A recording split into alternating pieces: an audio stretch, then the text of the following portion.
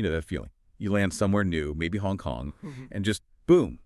Within hours, it clicks. The vibe, the food, perhaps a business idea takes hold. And suddenly, that standard visa-free time Mhm. just feels way too short. You start thinking, okay, how do I actually stay longer here? What are the rules for turning this great visit into something more? That's a really common scenario in Hong Kong. It's such a dynamic place. But yeah, figuring out how to extend your stay beyond that initial welcome. It can feel, well, a bit daunting. It's not just about wanting to stay, it's about knowing the actual official pathways. Exactly. And that's pretty much our mission for this deep dive. We want to give you the essential info, the practical knowledge to navigate Hong Kong's visa rules confidently. So you can plan for that longer stay without the stress, Yeah. Cut through the jargon.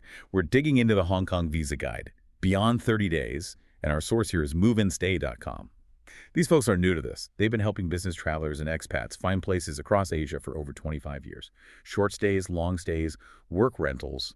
They really understand the practicalities. And the absolute first thing to get your head around, it's fundamental really, is Hong Kong's unique setup.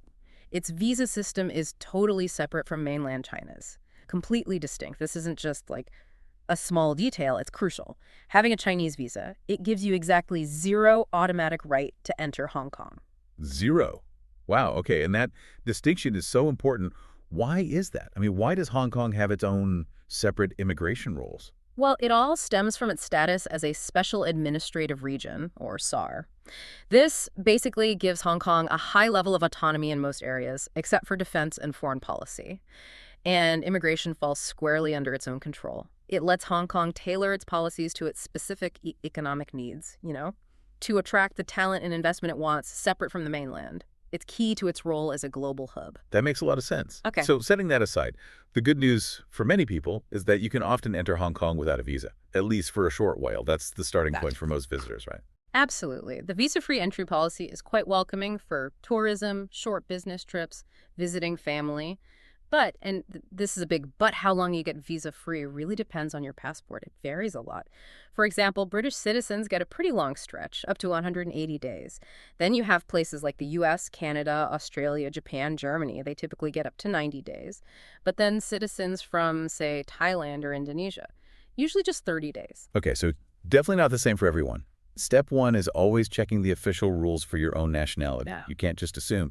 Are there any other ways to get in visa-free, maybe special documents? Yes, there are a few specific documents that grant visa-free access regardless of nationality. Things like a Hong Kong permanent identity card or a Hong Kong SAR passport, even a British national overseas passport. But here's the really critical point. Yeah. Having one of these gets you in as a visitor, that's it. It does not give you the right to work or to settle down long term. For that, you absolutely need a proper visa. Gotcha. So let's say your visa-free time isn't enough, or maybe you're not just there for sightseeing anymore. Perhaps that business idea took off, or you got accepted into a university program. When does needing an actual visa become unavoidable? That's exactly the point where it kicks in. If you intend to stay longer than your visa-free limit allows, or if your purpose is anything other than tourism or short business visits, so working, studying, planning to live there long term, you must have the correct type of Hong Kong visa before you start doing any of that. And the guide we're using is really clear on this. Trying to work or study while you're just on a visitor entry, it calls that a big no-no. I imagine that lands you in pretty hot water. Oh, absolutely. It's a serious breach of immigration rules. Yeah. Fines, deportation, bans. It's just not worth the risk.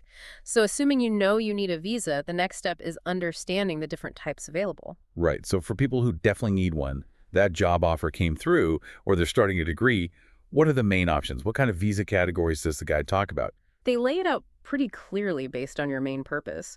There's the basic visitor visa for tourism, family visits, short business trips that go beyond the visa-free scope. Then, very importantly, there are employment or investment visas. These are for people who've actually secured a job offer in Hong Kong or who are making a substantial investment. There's the study visa for anyone enrolled in a recognized school or university. For longer-term plans, there's a residence visa. And, of course, the dependent visa, which is crucial for spouses or children joining someone who already has permission to work or study there. It's interesting how specific they are. It really highlights that your reason for being there is key. Hong Kong seems very practical about it. Okay, so you figured out which visa category fits. What's the next step? What documents do you absolutely need to get together? Right. The paperwork. Getting this right from the start is crucial. The essentials usually include your passport, obviously. It needs to be valid for at least 6 months after you plan to leave Hong Kong and have blank pages for the visa. The completed visa application form, this is typically Form ID 1003A, or if you have a sponsor in Hong Kong helping you, it might be Form 1003B. 2 recent passport-style photos, check the size requirements. You'll also need a photocopy of your passport's main details page and any pages showing previous relevant visas. And finally, proof of your plans. This could be flight bookings, hotel reservations, maybe an invitation letter if you're visiting someone, or even a detailed itinerary. That's quite a checklist. And the guide mentioned something important. There isn't currently an online application system. That's a useful heads up. So once you've gathered all that, how do you actually submit it? Where does it go? You've got a few main routes. You can send everything directly to the Hong Kong Immigration Department by mail. Their address is on the 2nd floor of the Immigration Tower, 7 Gloucester Road, Wan Chai. The guide even suggests using an express mail service. Option 2. If you have a local sponsor in Hong Kong, like an employer or maybe a family member, they can often submit the application for you right there in Hong Kong. Option 3 is to apply through your nearest Chinese embassy or consulate. Many countries now have these China Visa Application Service Centers, the CVASCs, which handle the processing. And there are even specific offices for residents applying from mainland China in Beijing and Shanghai.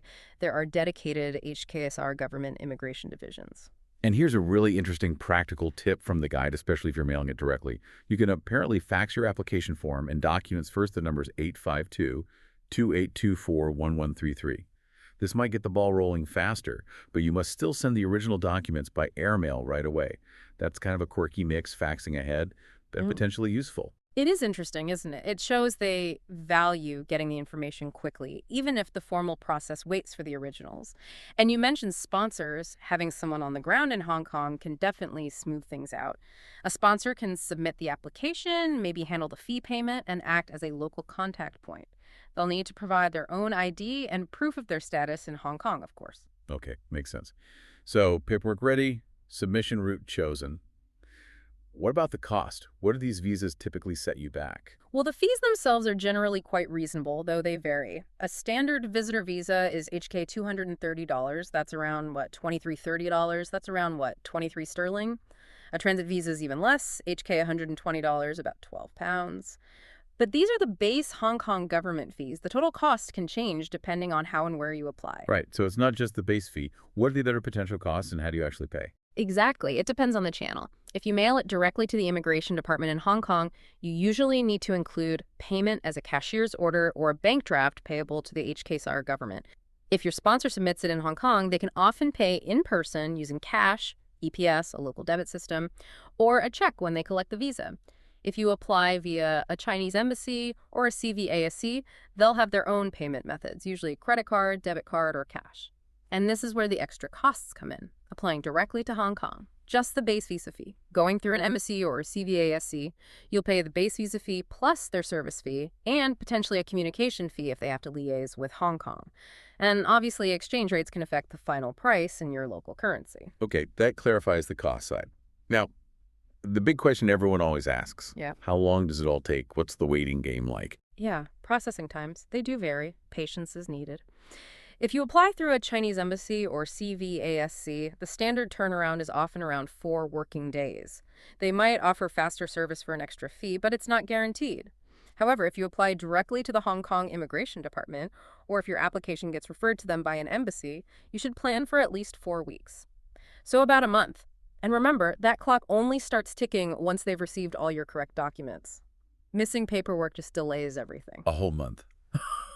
Yeah, that definitely requires planning ahead. What else can affect the speed? Is it just about getting the documents right? Document completeness is huge, but other things matter too. Like we said, applying directly to Hong Kong usually takes longer. Your nationality might play a role. Some applications might require more checks. Applying during peak holiday seasons, expect potential delays. And having that local sponsor we mentioned, sometimes they can help follow up and potentially speed things along a bit, although there are no guarantees. And it's worth saying again, those faster expedited services often cost extra and aren't always available or guaranteed to work. Really, the main takeaway seems to be apply early. Give yourself plenty of wiggle room before you intend to travel. Don't leave it to the last minute. Absolutely. The stress of a visa delay, or worse, getting denied close to your travel date, is just not worth it. Plan ahead. Okay, so let's shift gears slightly. Imagine you're already in Hong Kong, maybe on the visa-free entry or an initial visa. You're loving it, things are going well, and you want to stay longer than originally planned. Can you extend your stay? And is it easy? Extending isn't automatic, and easy probably isn't the right word. You need a very good reason. Just wanting to do more sightseeing usually won't cut it. The immigration department needs what they call a compelling reason. This typically means things like you're continuing a job, you've enrolled in another course of study, and maybe there's a medical reason, something concrete. And alongside that reason, you must prove you have enough money to support yourself for the extra time without needing public funds.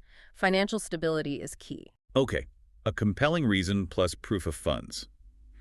If you think you meet those criteria, what's the actual process for applying for an extension? Right, you need to prepare again. Gather your documents, your path slug, your current visa or entry slip, solid evidence supporting your reason for extension, like a new contract, school letter, doctor's note, and updated bank statements. Then you fill out the specific extension application form, which you can usually download. And here's the important part. You generally have to submit this application in person at the immigration department in Hong Kong, and do it well before your current stay expires. The guides suggest at least a month before. Don't wait until the last day. You might also be called for an interview to discuss your application. Approval isn't guaranteed. They assess each case. It sounds like they take extensions quite seriously. Which leads to a critical point. What if someone doesn't follow the rules? What happens if you overstay your visa or your permitted time in Hong Kong? Yeah, this is where it gets really serious. Overstaying is not taken lightly at all. The consequences can be severe and long-lasting. You're looking at potentially heavy fines. In serious or repeat cases, there's even the possibility of imprisonment. You will definitely face deportation back to your home country. And perhaps most significantly for future plans, you'll almost certainly receive a ban from re-entering Hong Kong. This could last for years, effectively closing the door. It puts a black mark on your record. Wow. So the advice is crystal clear. Don't risk it.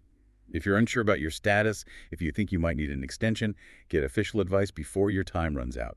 It sounds like being proactive and playing by the rules is absolutely essential for Hong Kong visas. Better safe than very, very sorry. Absolutely. The hassle of applying correctly is nothing compared to the trouble of overstaying. So there we have it. Navigating Hong Kong's visa rules for a longer stay, beyond that initial 30 days or visa-free period, it might seem complex at first glance. But as we've heard, it's definitely manageable with the right information and, crucially, preparation. Understand the rules, know your purpose, get those documents lined up meticulously, and give the process plenty of time. That seems to be the key takeaway. Hong Kong's an amazing place, and a bit of planning can make that longer stay a reality, not a headache. And maybe think about this. Given how much careful planning and precise documentation is needed for a smooth, longer stay in a place as organized and dynamic as Hong Kong, what does that precision tell us about the real value of being prepared, not just for visas, but for any significant life change or international move? Perhaps Hong Kong's very structured approach to immigration reflects its own identity, a global gateway, where foresight, planning, and following the rules are fundamentally important to keeping everything working so effectively.